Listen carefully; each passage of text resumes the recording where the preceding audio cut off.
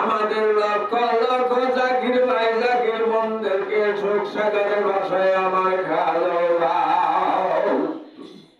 আল্লাহ মাশা শফি গাউসুল আজম আমজাদ আলী রহমাতুল্লাহ এই পবিত্র উহার দিবস উপলক্ষে ফাতিহা শরীফ উপলক্ষে এই মাহফিল করা হইতেছে।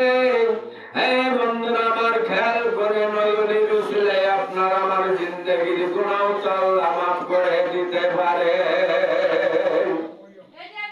ভাইরা আমার,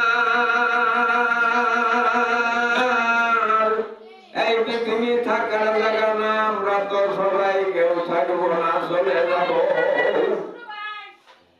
আমরা এই পৃথিবীতে থাকার জন্য আছি।